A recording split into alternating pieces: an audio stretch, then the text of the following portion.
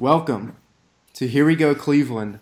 I'm your host, Bill Hebel. I'm here with my good friend, Michael Zappa, joining me as always. Um, Today, this is Week 6 edition for the Cleveland Browns, and unfortunately, the postseason is over for the Cleveland Indians. We wanted to talk about that first before we got into any Browns preview for this week. So, What a week in Cleveland sports it's been. man, Oh, 0-5 0-5. out of postseason baseball. The Cavs haven't won a game in preseason, which And God knows Cleveland fans pay attention to preseason. So yes, I have watched 0 minutes this entire time. it's So been a rough go the last week. So has been, but let's get into the ALDS. I mean, lost to the Bronx Bombers, even though their big bomber literally struck out like 80% of the time he was at bat. But all the announcers and everywhere still seem to love him and think he's the greatest thing ever. So give me your top 3 biggest takeaways as an Indian side from the ALDS. well, first of all, I think being that we've experienced as Cleveland fans some success the last couple of years, whether it be the Cavs or the Indians, you really forget how bad it hurts to be bounced early. And maybe I took it for granted that having such an excellent season this year that, we were guaranteed at least an ALCS berth. But yeah, it was honestly just so disappointing that, you bought into the team so hard all season and you just loved every player. You loved the additions of guys like Jay Bruce and how well they fit into the clubhouse. But at the end of the day, the team who is supposed to win doesn't always win. Right. So, yep. I mean, I think on paper we win that series probably 9 series out of 10. But, just like it was for us last year, we were the underdogs. We in every series we kind of took the league by storm, and nothing is guaranteed. So that would be one takeaway. Yeah, let's alternate here. I'll go with my number one, go and ahead. we'll get into it. So, one of my biggest takeaways, and I'm not really throwing these out there in any kind of certain order, but I hate that it seemed to happen. The Indians seem to fall apart in typical Cleveland fashion. I mean, you look back at outside of last year's World Series, the last time we made it to the ALDS and had a pretty decent run at making it to the World Series was in, I believe, 2007, and we blew the 3-1 lead to the Red Sox. Yep. And this time around, it seemed like, I don't know if pressure from late in the season got to the Indians, because the last 3 weeks of September, after they went on that tear, was World Series or bust.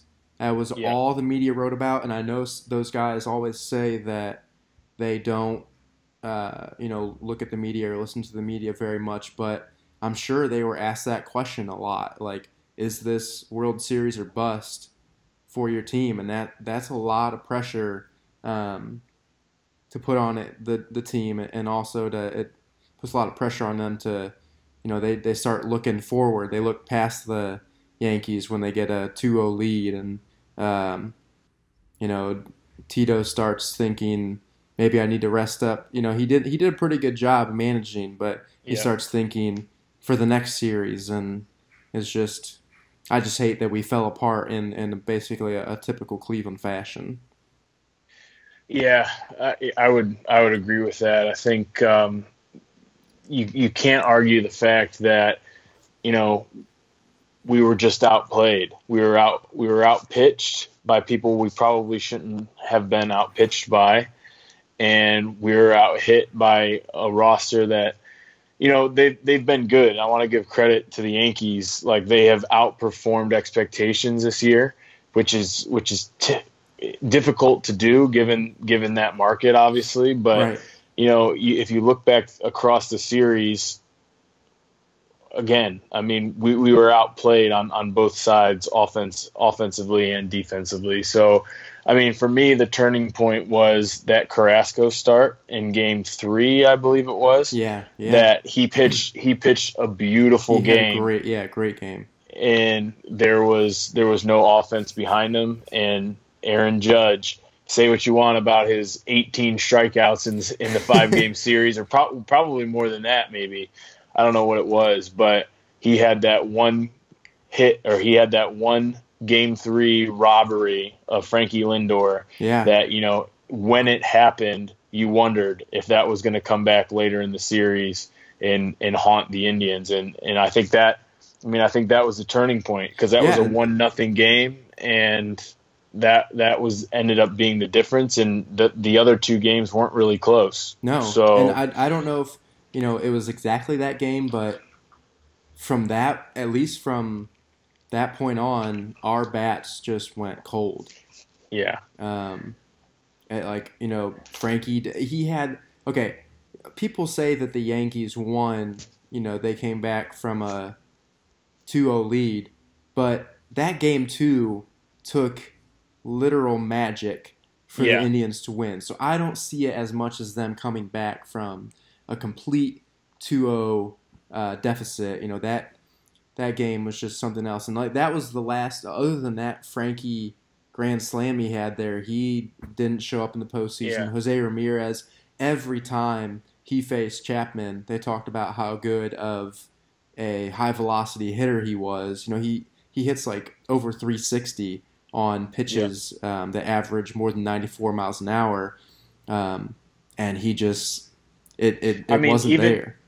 Yeah, I mean, even to a casual baseball fan, I think you could easily get frustrated by watching the at-bats that the Indians were having, because, just basic, and I don't want to harp on them too bad because they're professionals and I'm just a fan, right? But even basic logic just tells you, if you're struggling against a pitcher, try to extend at-bats.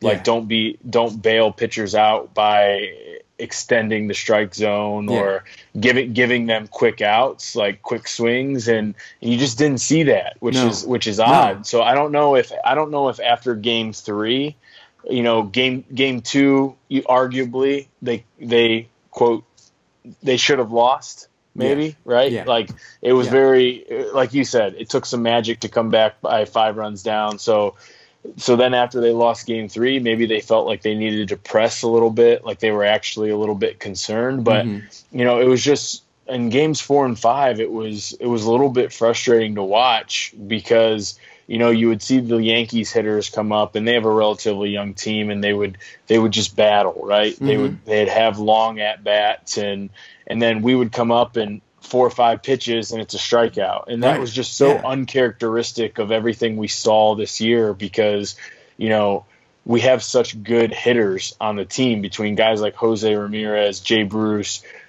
Edwin Encarnacion, great hitters, Frankie Lindor. I mean, when I watched our lineup for the first time in years, I was thinking, God, top to bottom, this is, there's really no relief. Yeah, you have guys like Gio Urshela and stuff like that don't necessarily scare you, but I mean, 7 out of 9 guys, they can do some damage. So it was just, Yeah, I know. And going back to that point, like, I think in Game 1 there was a swing. There was a pitch sequence when Jay Bruce had his home run. No, that was in Game 2. But when he had a home run, the announcers actually broke down how, because Jay Bruce was patient in his at-bat and had a good eye, like, that led to the pitcher pitching him, like, the curveball or changeup that he was able to connect on and tie the game. That was what it was. When it went to he tied it at 8-all in the 8th inning there. The announcers, like, literally went back and was like, look how good this at-bat is. Like, this is what Jay Bruce brings to this table. And yeah, I don't know. The second takeaway I have is just our big guys didn't show up. Kluber didn't really show up, and I know they say he had a hurt back, but I argue it didn't happen until the second Gregorius home run that his back started hurting. Yeah. But I mean, I don't use this term. I use this term very rarely, but I mean, Michael Brantley looked flaccid Yeah. up in the batter's box. I was just like, what are you doing? I mean, I know they didn't really have anyone else with Edwin out, but he is just flaccid. Did you get the feeling that they were playing not to lose instead of playing loose and playing to win? I really got the feeling that after, and maybe it was after game 3, they lost a close one. Yeah. They were on a high after game 2, but maybe it resonated in their mind that, hey, we probably shouldn't have won that game. Then they lose game 3, so they're like, wow, this team is better than we thought. So maybe they were on their heels a little. They didn't look, and maybe that was because of the pitching, but they never looked like they were the aggressor. Right. They had I mean, you look back at the season, and we're gonna really tear it apart after the awards are announced and the World Series is over. But Yep. Look back at the season. They had a historic 102 win season, and game 1, game 2, they got their swagger. They had their swagger. They just did not look like a 100-win team, like with any kind of confidence. Whenever they got down at any point, or whenever the Yankees were challenging them. Here's an interesting stat for you, Bill. The last 23 teams to win 100 games in a season, only 3 have made the World Series. Wow. So 100 wins is like the kiss of death. I mean, by those numbers. So, and I didn't know that, obviously, but I was pumped when they got their 100th win, because that's like I think that's such a like a great feat. Yeah, it's only like the 3rd time that the Indians have done it in their franchise history. Yeah, but like it doesn't mean anything. Right. So, right. And maybe Kluber was hurt, but my question to that is, I mean, you can come up with a million excuses, but being the manager that Francona is, if he had any inkling that this would affect Kluber's performance, do you really think? Because to me, Francona is a managing mastermind. He really is. Like 9 out of 10 unconventional moves that people would question that he makes end up working out. Yeah, right. Yeah. So, which is rare. I think he's in company with maybe 4 managers in the big leagues that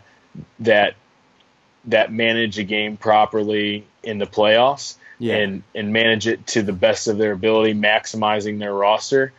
And I just really don't believe that he would have put Kluber out there if in game 5 if he didn't think that he was capable of delivering. Right. And he had other, he had some long-term relievers in the bullpen that he could have used.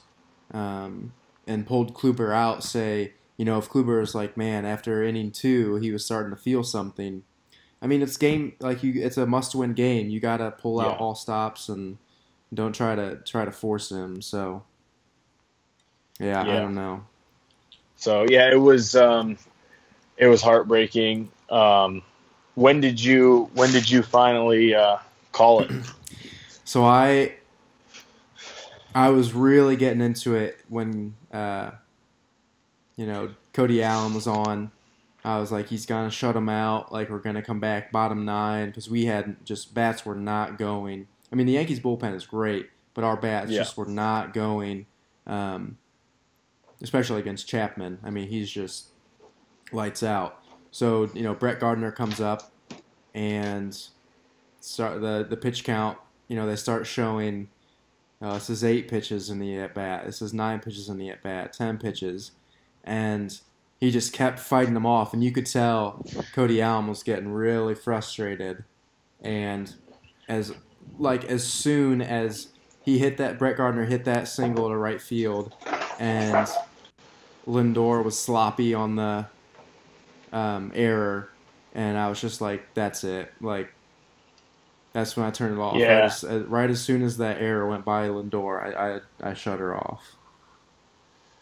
Well, 2 things. First of all, I think in that at bat, Cody Allen looked like he was really pitching scared, right? Like, yeah. he wasn't willing to pitch his best pitch and risk missing bad. Right. And that Because he had missed ultimately bad led before in previous at yeah bats.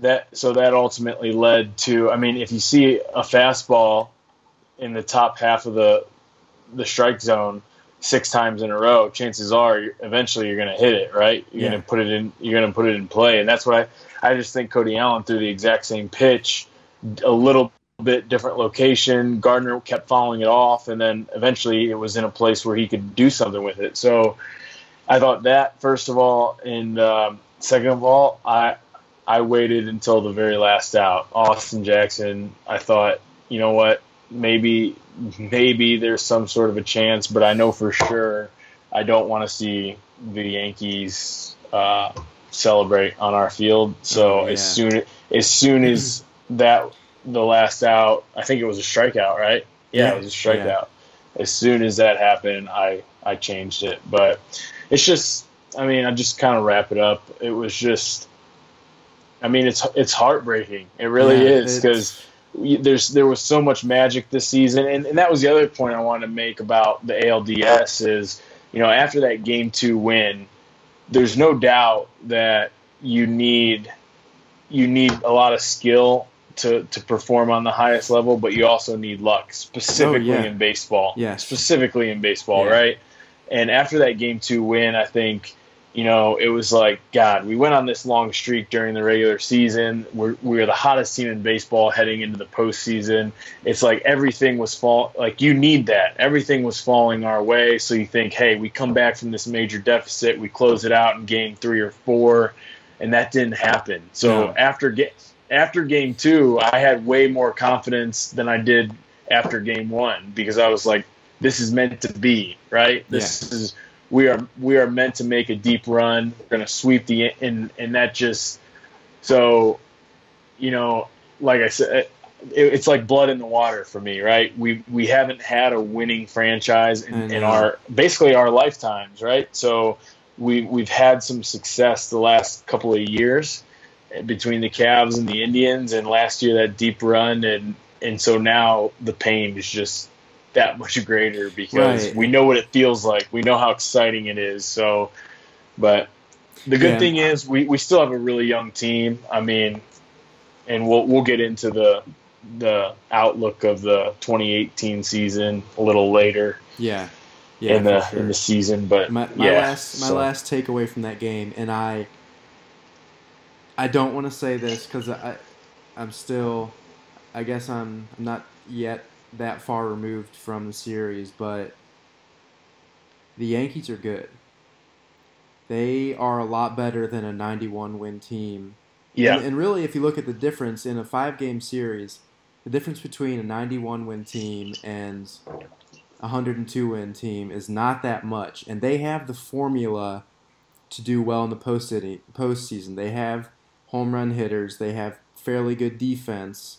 And their bullpen is great. Bullpen. Their bullpen great is great. Bullpen. They shut down the Indians. And you know, looking at like the standings when the season finished, the Yankees only finished 2 games back from the Red Sox, but they were like plus 81 in run differential over the Red Sox. So they had always had that huge lineup. They just were not able to. They had some rough patches in the regular season, but that's what wins in the playoffs is good hitting and a great bullpen, and that's exactly what they have. So exactly, and I think you know the difference between a team like the Red Sox and the Indians and the Yankees is the Yankees are a bit more volatile in their performance, right? So it's like when they're peaking and playing at their best, they can play with anyone. But because they're a somewhat young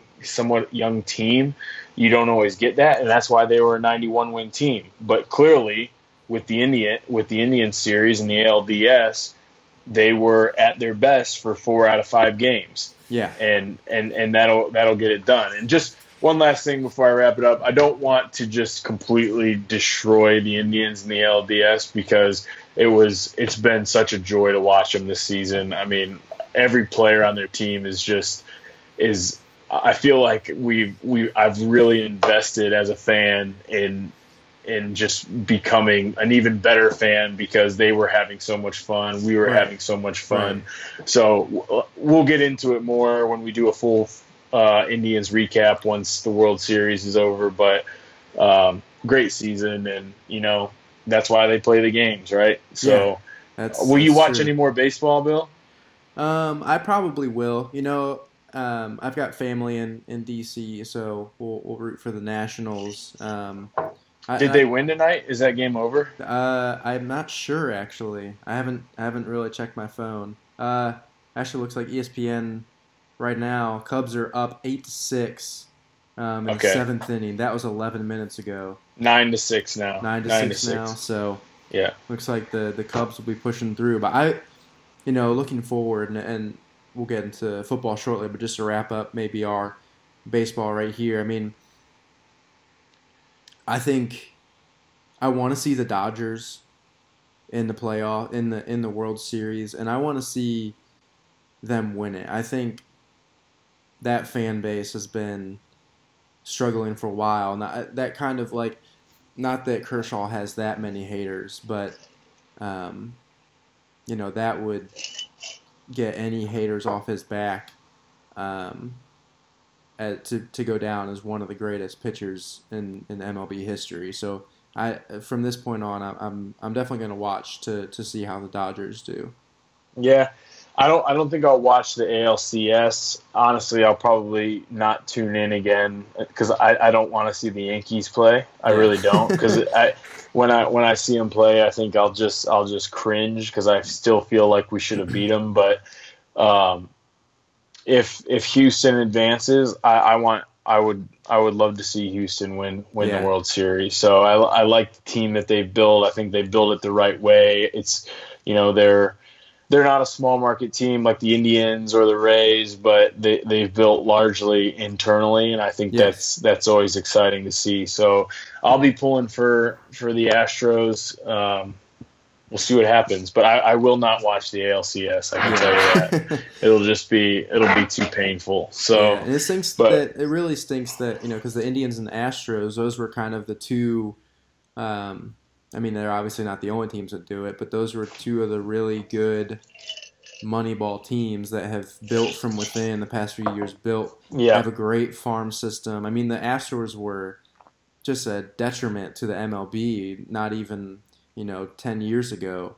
And then they switched to the AL, and they have new managers, they have new front office staff, and they really have pulled together I don't know if you can call things a dynasty without winning a World Series, but they have just about as close as that. We're year in, year out. I mean, Altuve is always in the MVP considerations. They've always got a few guys close to Cy Young consideration, and they also have young pieces that are like Springer and Correa that are just generational talents. So it will be fun to watch if the Astros advance too. Yeah. So hopefully it's Dodgers Astros. Astros would be pretty. I could definitely.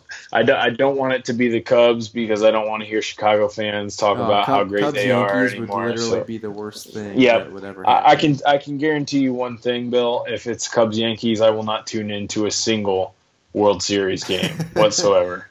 So, yeah. So claps, congrats to an Indians great season. Record season, but. Hey, we got a young team, so hopefully this is just the beginning, and they'll learn from it. So before we jump into to football, I just want to read you an interesting quote that I saw from your best friend, Mr. Kyrie Irving. Hit me. So we'll just do a little basketball right now because the season's starting next week, and it's Cleveland versus Boston opening night. So as if it wasn't bad enough that Kyrie, my favorite player on the formidable Cavaliers of the 2017 quote, is it? No, it's not his ball movement quote, but it broke. Kyrie, love LeBron, but Kyrie has been in my lifetime my favorite player to watch ever Yeah. Oh because of yeah. what he has the ability to do in isolation ball and finish at the rim. Anyway, and maybe that's because I take LeBron a little bit for granted, having him in the league's 15 years and Kyrie only 6 or 7. But anyway, he came out as if it wasn't bad enough with him requesting a trade from Cleveland. He was quoted this week as saying, basically, he feels like Boston is a real quote sports city, and a much larger quote sports city than Cleveland. So his exact Man. his exact quote was, "It's a real major city coming from Cleveland, the Midwest, where the culture is different. And then you move to the East Coast into Boston, and it's so real and it's so alive and ongoing, a thriving city, consistently, no matter what hour throughout the night." So, I mean, you know what? After Kyrie requested a trade, I said, you know what? I will still cheer for him in games not against the Cavaliers because I think he gave a lot to this city, and he hit arguably the biggest shot in Cleveland Yeah. sports basketball No history, doubt. Cleveland Cavaliers history, right? So I said, you know what? If I were at the game on opening night, I would not boo him. However, Oh, that how the being said, turntables. that being said, you should have just kept your mouth shut, Kai. You Right. should have just kept your mouth shut because you request a trade for personal reasons and for career growth. I understand, but you attack a city and a fan base like Cleveland, you better be prepared for opening night. Oh yeah. That's all I'm saying. You'll find out exactly how big of sports town this is. Right. I just wanted to make that known because I think it's just I don't know. I just think I think Kyrie is a classy guy. I really do. And I think the reason he requested a trade was for like personal development. I don't think it had anything to do with the city per No, se. yeah, basketball's a Uh, business now, so yeah.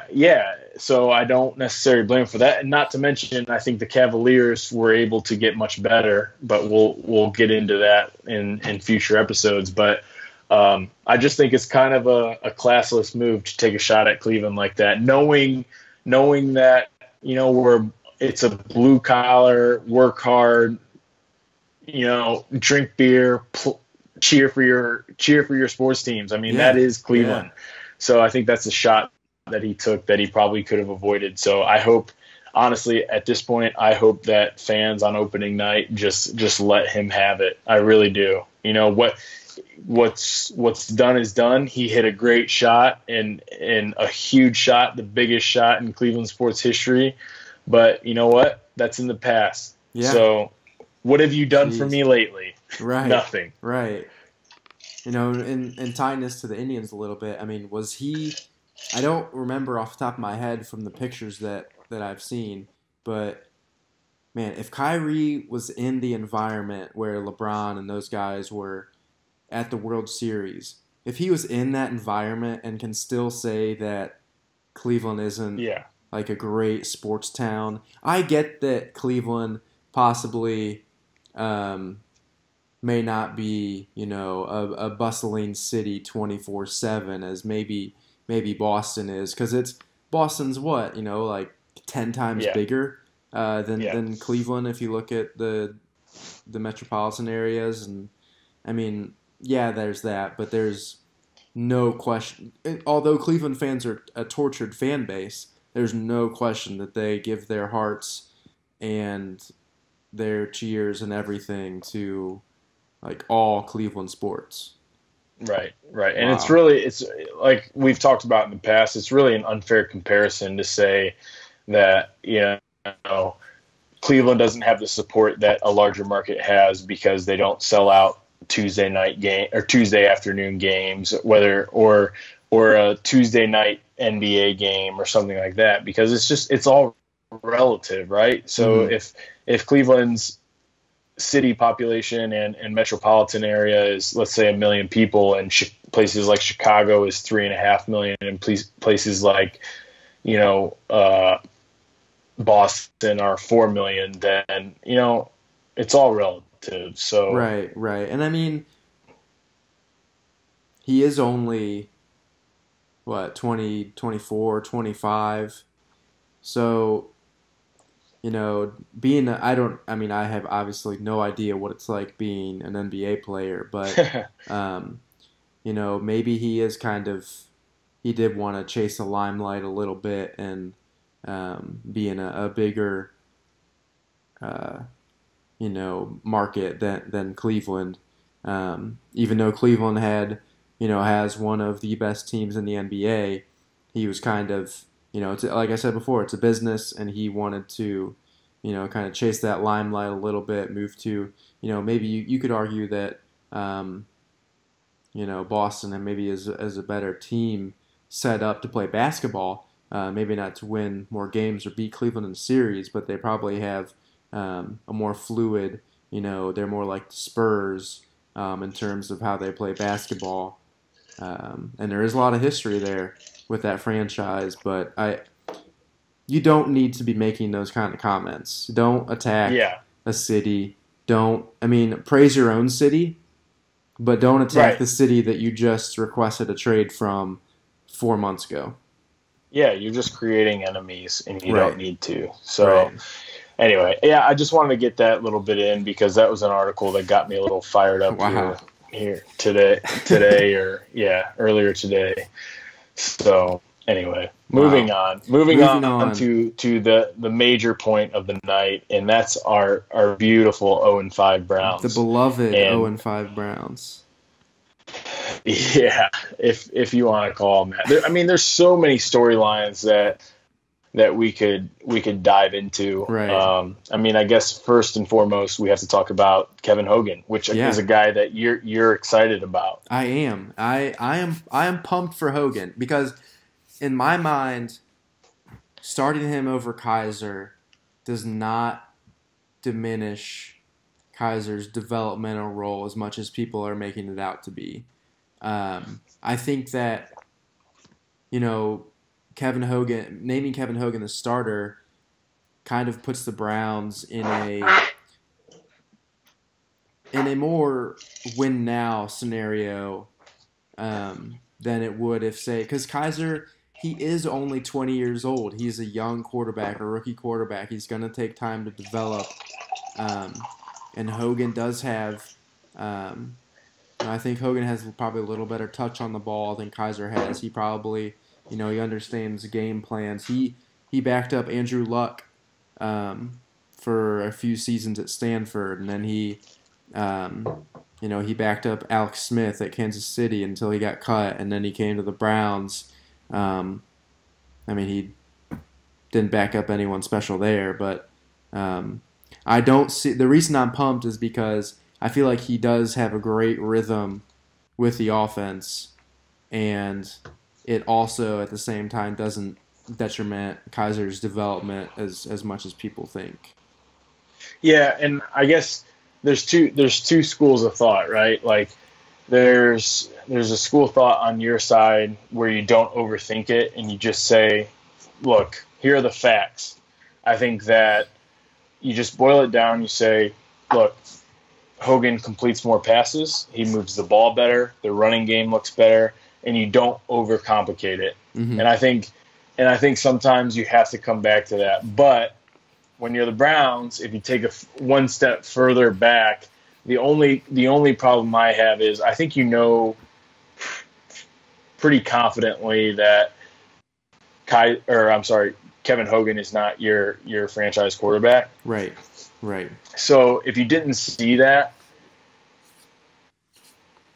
from, if you know that from game one or going into game one, I think it shakes a rookie quarterback's confidence if you name him the starter and then pull him as a starter. Now, if Kevin Hogan has any, like, who am I supposed to cheer for, right? yeah, Am I right. supposed to cheer that Kevin Hogan does well, or am I supposed to cheer that Kaiser is the future? I just think it had it been Kevin Hogan's game 1 through 5, Mm-hmm. as Kaiser could kind of sit back and watch, then I think that's a great plan. And I'm fully on board because I really do think there's a lot of value in Kaiser sitting out and viewing the game from the outside. but I think that should have been happening probably in games 1 through 5 as opposed to games 6 through 10, let's say. Yeah. So Yeah.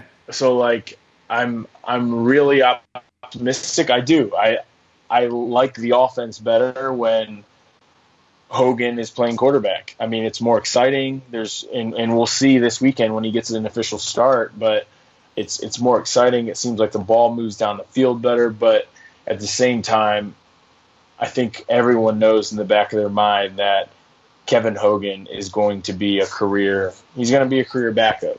Yeah, I mean, and I get that he is not going to be the franchise guy, but I also get that maybe Kaiser isn't the franchise guy either. And I know he's so young, and God, he could play 3 more years and still only be 24,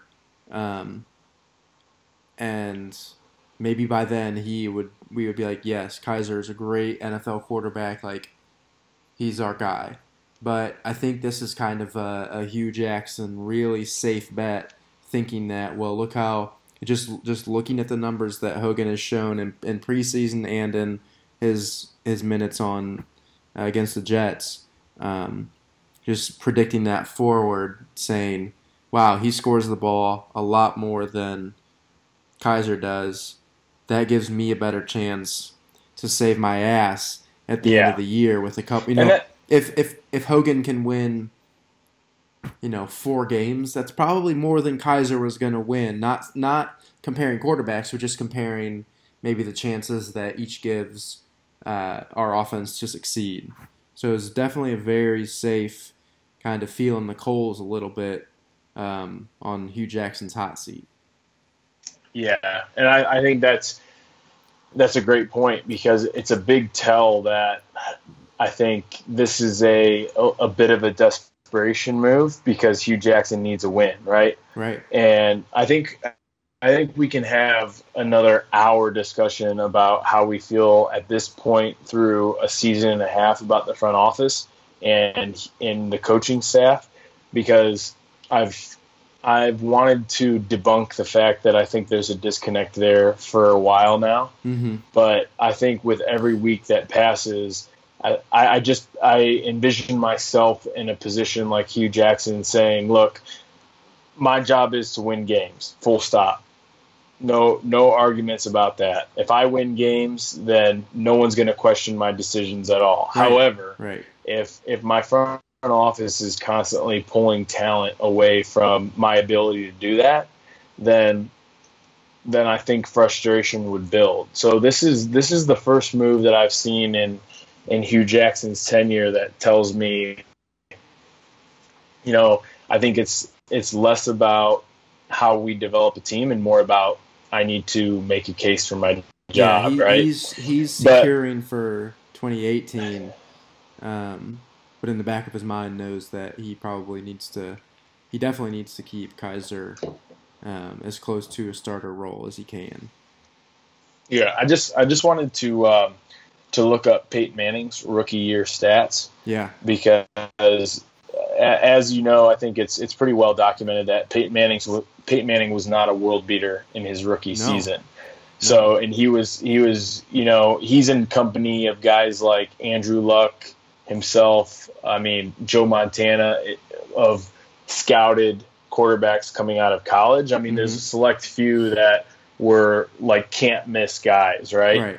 Right. And in 1998, Peyton Manning's completion percentage for the year was 56.7, and everyone has been harping. Typically, I think the NFL standard for average is like 63%. Right around there. And everyone has been harping on DeShone Kaiser's completion percentage, and I think it's around 51%. So we've talked about this in earlier episodes, but I mean, so DeShone Kaiser, his completion percentage is not that far off of where Peyton Manning was his rookie year. Yeah. And I'm just looking at interception overall. He had 28 in 16 starts. Wow. I mean, if you look at look at Eli Manning. He still throws over 20 interceptions every single year. I mean, it's Yeah. just how some quarterbacks are. They take big chances like that. And So I guess that's my overall concern. Like I said earlier, I think there's two schools of thought. There's a school of thought where you don't over you don't overcomplicate it and just say, look, from what as a coach, from what I've seen so far, I think I think Kevin Hogan gives us the best chance to win. yeah, yeah, But that's the short term, right? Long right, term, right. you look at, okay, Deshaun Kaiser, there's some concerns there in the first 5 games, no doubt, with turnovers, with holding the ball too long, with not being able to move the ball, incompletions. The list goes on. Yeah, yeah, However, it just concerns me that, in our position, I would have loved to see Deshaun Kaiser's 16-game body of work. I really would have, because I think after that, exactly where you stand at the quarterback position. If you need to draft one early. I mean, if you're picking number one, chances are you need to draft one. So I just think that this move to Kevin Hogan, and I hope he does well. I think it complicates the quarterback situation this week, definitely. but I hope he does well. But it just I'm about 95% sure that Kevin Hogan is going to become a career backup, and he's not the face of a franchise. Yeah, and that really you brought up a great point about how this decision impacts the long term. And what if Kevin Hogan comes in and wins 4 or 5 games? Is the front office going to start thinking, well, maybe just next year he can get to 7, and then he starts next year and starts his first 5 games. Then watch, he gets injured, Kaiser comes in, and then they flip flop over the next, and it just becomes a giant carousel that the Browns have always had.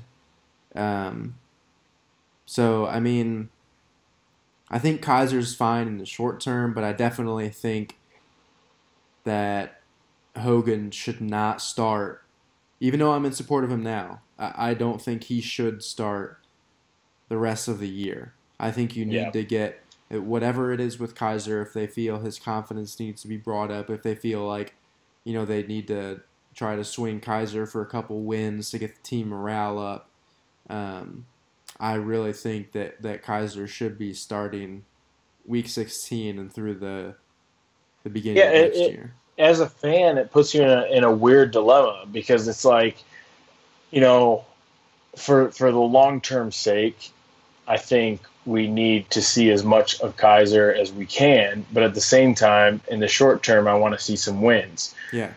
But so do I think Hogan gives us a better chance to win this weekend? I do. I do.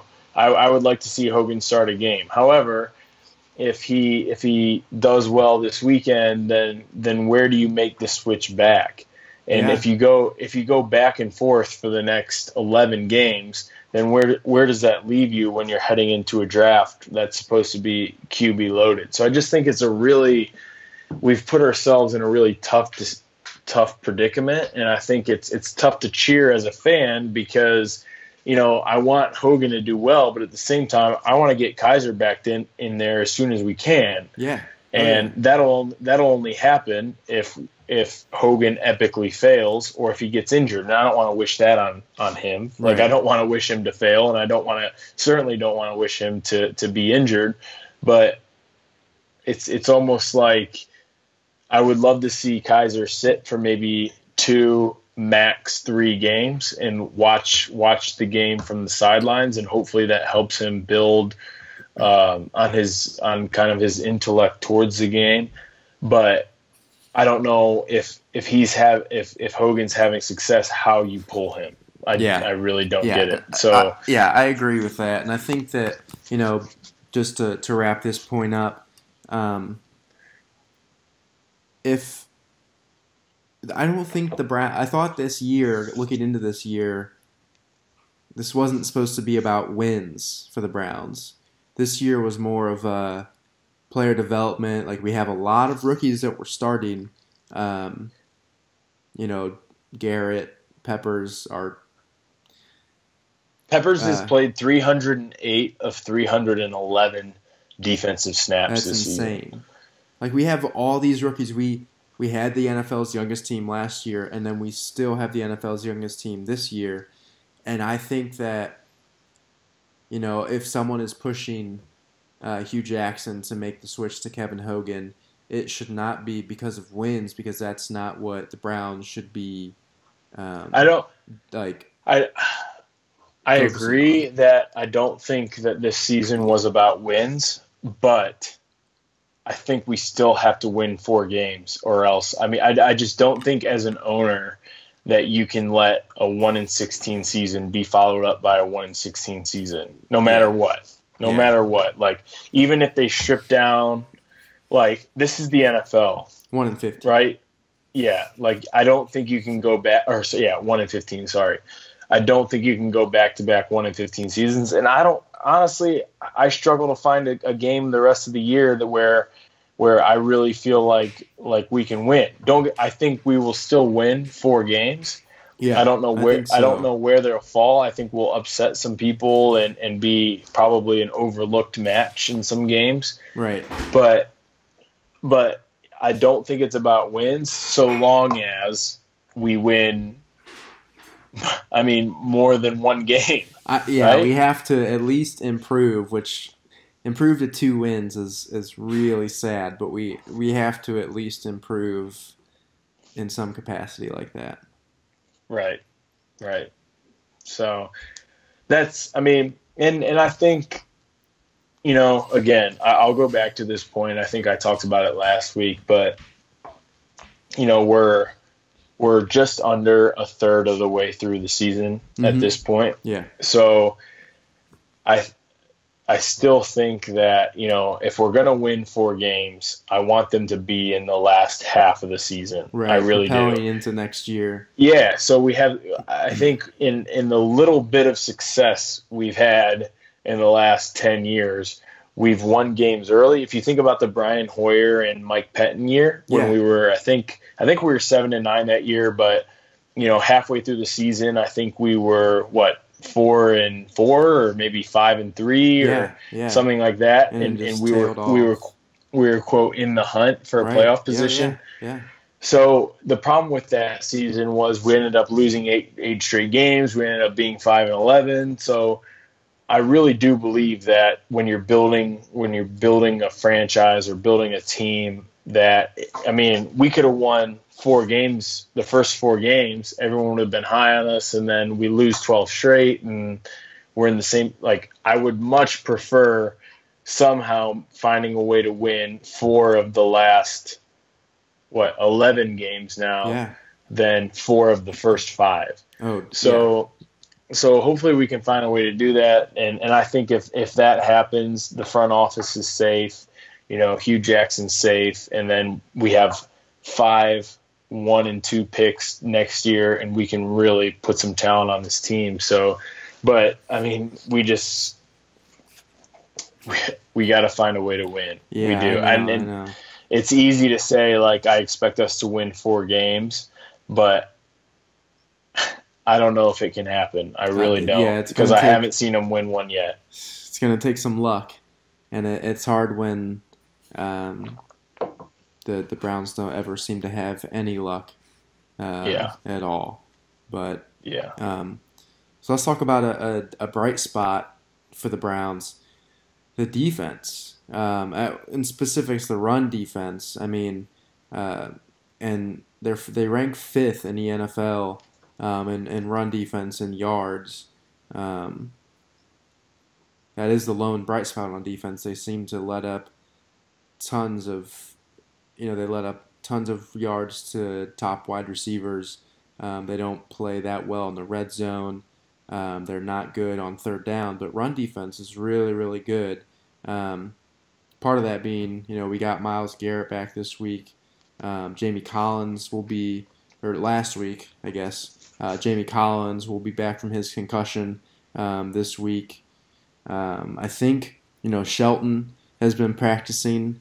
I don't know if he's cleared to play in the game, but he'll be back. So I'm really excited about the defense, actually. What are your thoughts on that?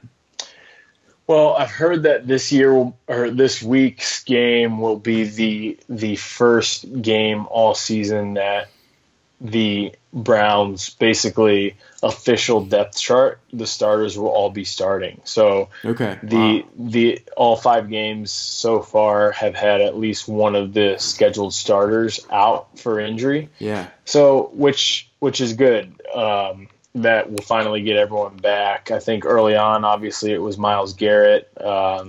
Recently, it's been Jamie Collins. But, I think there's a couple – I do. I was at the game this past weekend, and watching it live, uninterrupted by, the opinions of an analyst, I really thought that we looked good.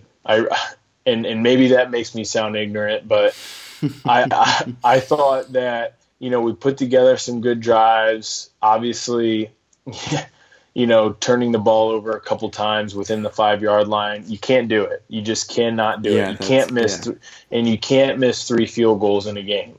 Those are things that I cannot believe happen. Those are Browns moves. But our defense came up with some big stops. I mean, once Kevin Hogan came in, DeShone Kizer was moving the ball well too before Hogan came in. He just wasn't putting points on the board. Yeah, just not finishing. So I just, I think I was very encouraged by what I saw this weekend by just myself watching the game without, like I said, without anyone saying, wow, they look rough, whatever. Yeah. I think so. This week, the running game had 33 rushes for 140 yards. Wow. So, on average, that's over 4 yards a carry. So I think that's something to build on. So I think our offensive line is getting some cohesiveness that that we can build on. I wouldn't play Kenny Britt again. He was out this past week and you didn't even notice it, right? So yeah. I think there's a few guys. I talked last week. I'm pumped about Kason Williams. He had a decent game this week. This past week, this new guy Bryce Treggs that we picked up off the Eagles practice squad had a pretty nice day with 1 week of practice under his belt. So, I think that it's easy. It's really easy as a Browns fan to get caught up in the national media of everyone hammering on the Browns because it is. But you just have to keep in perspective what we're trying to build here, right? And it's not a Super Bowl contender in 2017. It's a team that wins, 4 to 7 games if possible. If we won 7 games, I think people will be doing backflips, but 4 to 7 games, and then next year we take the big leap. We add 5 starters in the first and second round, right? Yeah. And Myles Garrett has another year under his belt. DeShone Kizer has another year under his belt. We hopefully somehow get a wide receiver, but I think we just need to take a deep breath and understand where this team is. I really do, because there are some bright spots. Look at David Njoku. He was your player to watch last week, and everyone said that tight end is arguably, beside quarterback, the toughest position to adjust to in the NFL. Mm-hmm. The guy has 3 touchdowns through 5 games. Yeah, so he's doing great. Yeah, exactly. So if he can continue to do that, that looks like a win. I think Jabril Peppers looks pretty solid considering he's just been thrown into it. And we'll see what Myles Garrett does this weekend, hopefully having a little bigger stack on his plate. Yeah, I'm really excited to watch Myles Garrett. I think he's probably not going to, he does have a snap count on him, and he's not going to play this whole game against the Texans. But it'd be exciting to see him go against Deshaun Watson. That's going to be a really good matchup. And I think, having the rest of the defense back, I think, I mean, again, we face another, top 5 receiver Yeah. in the NFL, which just I think it's such an unfair comparison to compare Deshaun Kaiser to Deshaun Watson, because you look at the defense of the Texans, and up until last week when they lost J.J. Watt and another defensive end, Marcellus or whatever his name was, I mean, they had probably a top 3 defense, and then you add in guys like DeAndre Hopkins, who is probably a top 3 receiver in the league, or top 5 probably, but it's an unfair comparison, and I like Deshaun Watson. Mm-hmm. I'm a big fan of his. Don't get me wrong. Like, I liked him at Clemson. I loved his demeanor when he played Alabama, and I like him now. And I'm really happy that he's setting records. However, it doesn't take long for NFL defenses to adapt to a game style like Deshaun Watson's. Right. So yeah. show me year 2, because he reminds me of a guy that we were all very high on a few years back called Robert Griffin III. Yeah. And he had a record-setting rookie year, and then defenses understood how to adapt to his gameplay, and now he can't find a job. So I wish Deshaun Watson the best as a career, because I think he's a great kid, but like I don't see it long term. So he may destroy us this weekend. I'm starting him in my fantasy league. Yeah. Because I think he has pretty good odds. I mean, they put up 30+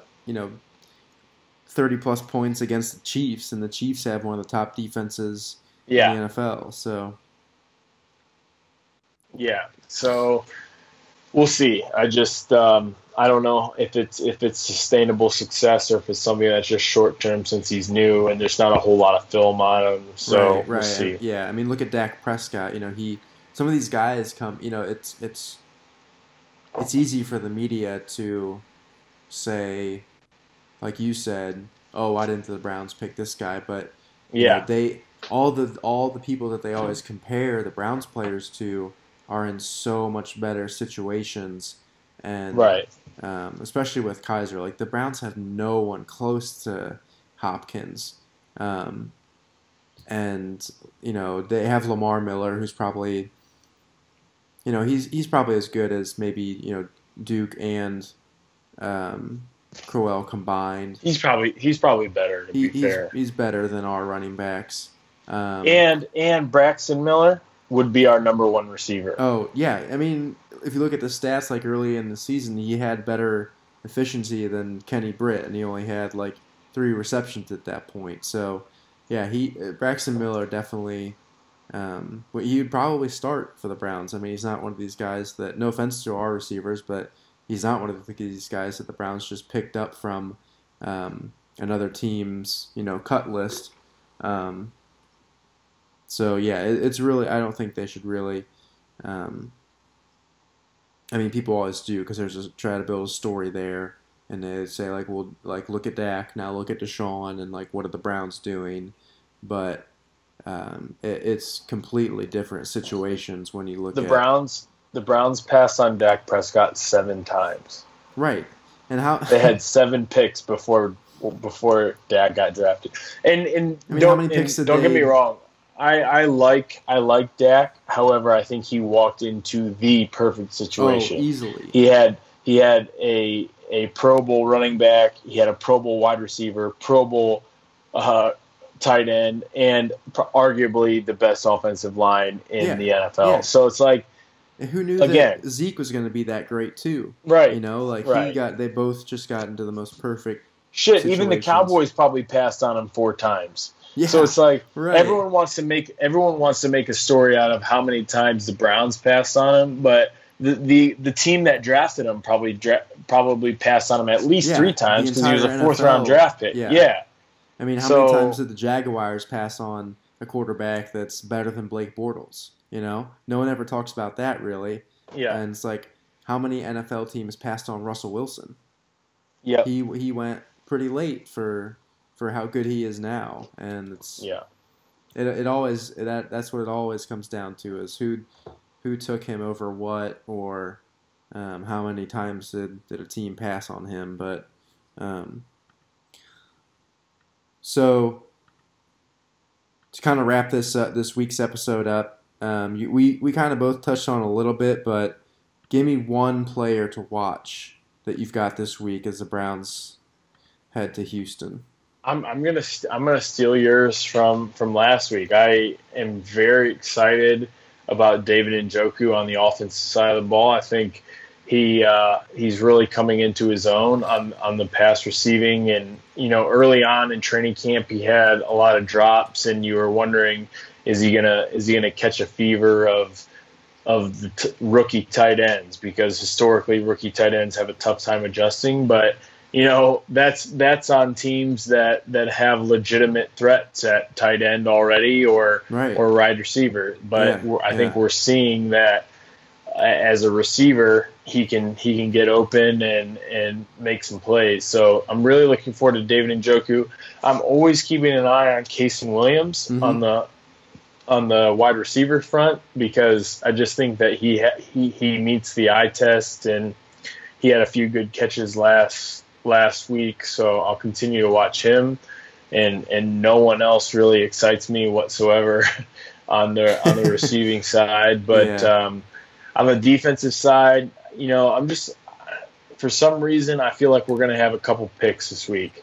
So hopefully Greg Williams dials up some good coverages for a rookie quarterback. Because at the end of the day, you have to remember that Deshaun Watson is a rookie quarterback. Right. So the battle is between Bill O'Brien organizing a game plan that minimizes those decision-making scenarios that he Exactly. has to be put in, and I think a lot of what Deshaun Watson is exceeding at is quick hits, Yeah. like very limited decision-making, and you could argue that that's what Deshaun Kaiser should have been put in. But anyway, I look for 2 interceptions from the defense, one from McCourty, I'm going to call out Jamar Taylor, because he hasn't done much this year. So I'm thinking 2 interceptions, a big focus on David Njoku, and hopefully the offense gets moving. Shout out to Kevin Hogan. Wish him the best, despite Hoges. Is that it? What do you think his nickname is? Hoagie? Hoges? Fuck. I don't think he has a nickname. No, his nick. Actually, I read this. His nickname is the Silent Assassin. Oh, the Silent Assassin, because he's just been low key, like tearing it up in training camp, and no one wanted to give him a look. Yeah. So, I'm not. Yeah. So go ahead. Okay. Go ahead So with your. I'll let you steal Njoku this week. Seems like him and Hogan have a pretty good relationship. I don't know if in the preseason, Njoku probably wasn't getting first team reps, so that probably helped him and Hogan develop some kind of bond. I do predict that their 100% target to completion rate probably will not last this game.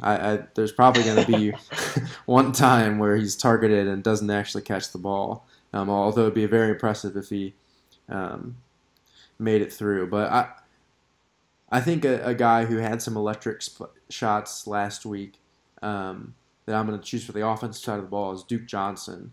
I mean, he had some great shifty plays where he caught the ball in the backfield and took off for 20. I mean, he had that one, 40, 50-yard touchdown on a little screen play.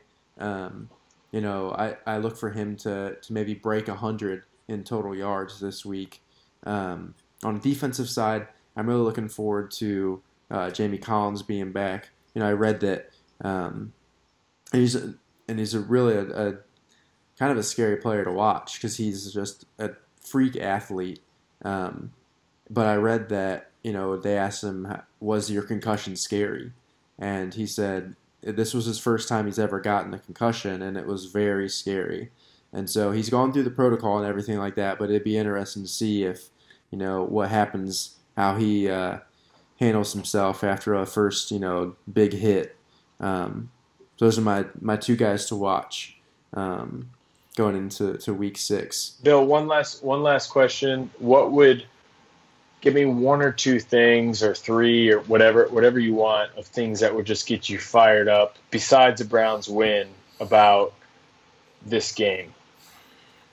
I'd love to see in a perfect world. In a perfect world. I mean, Myles Garrett came out of the gates firing last week, and everyone was asking him if that play was drawn up for, obviously joking it, but if that play was drawn up for him to not be touched on his first play and first sack. But I would love for him to get, maybe another sack, maybe a scoop fumble, return for a touchdown. I think the defense really needs to start, and it's a hard thing to ask them to do, but they need to help the offense out by maybe putting some points on the board, as well as stopping the Texans. So I would really love to see him have some kind of forced fumble and a sack, or maybe a scoop fumble and a tip ball interception, some kind of turnover for a score.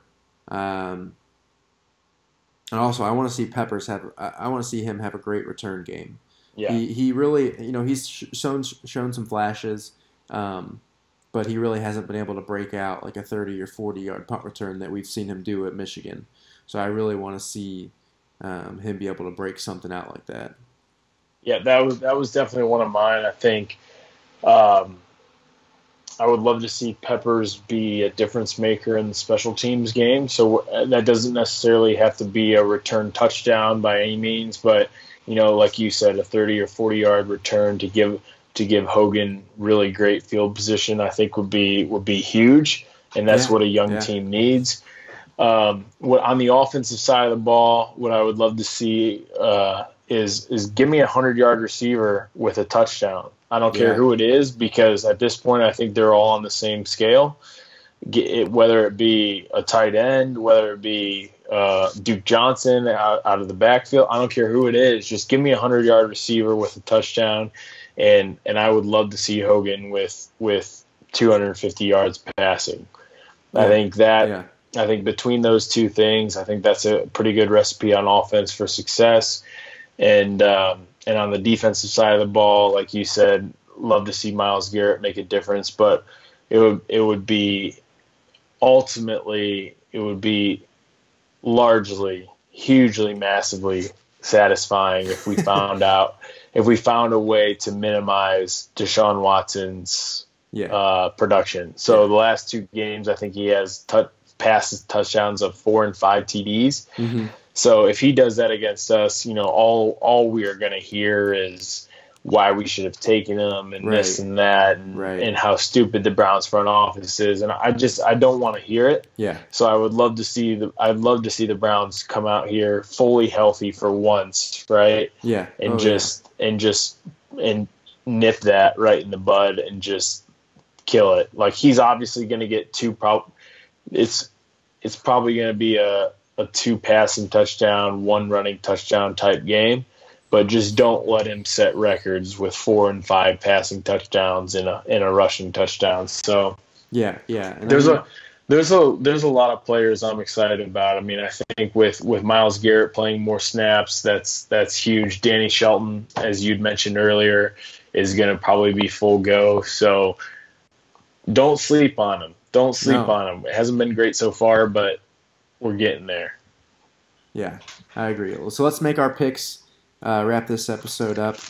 We've got 9.5-point favorites, or I guess I should say it in terms of as the Browns fans. The Browns are 9.5-point underdogs going into Houston. What's your pick? You think they cover? I'm gonna pick the Browns, but I think that they'll cover the spread only because it'll be a late game. Texans don't really care if they get within 9, right? Right. So I don't think it'll be that close, but I'm going to pick the Browns because I think they'll keep it by the end when the clock ticks 0 in the fourth quarter. I think it'll be within 9.5 points. Yeah, so that's a huge dog in the NFL. I know. When I saw that, I was really surprised to see them almost be double-digit underdogs. Yeah, Um, yeah. So anyway, I mean, to me, yeah, I was with you. I just think I mean, typically you don't see anything in terms of spread beyond 11 or 12 points. So yeah, considering the Texans, I think they're 2-3, right? So right. it's not exactly like they're the Patriots or the Broncos or whoever the best teams in the NFL are at this point. Yeah, But so I was kind of surprised to see that. But yeah, I'm taking the Browns for yeah, sure yeah. You know, if like I said, to like you cover. said, if the Patriots were playing the Browns, or if they play another really crappy team, sometimes the line gets into 13 and a half, or something like that. But I mean, especially with the Texans losing Watt, um, and Clowney has, he says he's good to go, but he's been bumped up. He didn't have a full go last week, but and the Browns have shown some flashes with Hogan. So I just couldn't believe that the line was that big. I'd also take the Browns to cover. Um, I don't know if they win. It'd be very, very surprising if they snuck out a win. But I mean, in this situation, I'd say getting within 7 points is close enough to at least show some rhythm. You know, make the Texans beat the Browns. Don't lose this game ourselves. Right, That's what we need right. to do. Control everything that we can do, That's and make them beat the that's an Browns. that is an excellent point. That is such a great point because I feel like the majority of the games this season we've beat ourselves, and if we just played solid ball, then we had a chance to win. But whether it be turnovers or inability to convert, third downs or whatever it is, that's a really good point because just make a team beat us, Right. not let them jump out to a 28-0 lead and then us come back and then just have to hold us off. Like let's get in a dogfight and it come down to the fourth quarter where it's neck and neck. That'd be a great game. That yeah And you know what? I think from games like that, even when it's a loss, you can take away some really positive things. So yeah that's a great exactly. point. All right. So Well, if you've made it to the end, listeners, make sure to subscribe on iTunes, leave us a comment, rate us. Um, if you've made it this far, I don't know. There may be only me and Michael re-listening to this at this point, but thanks thank again. you for listening. If you have listened this far, you are our most devoted half dozen, maybe 1/3 of a dozen fans. And down the road, you will not regret it. No, So not at all. But all right, we will see everyone soon. We'll be back next week with another edition of Here We Go Cleveland. Thank you, everyone. go Browns. See ya. See ya.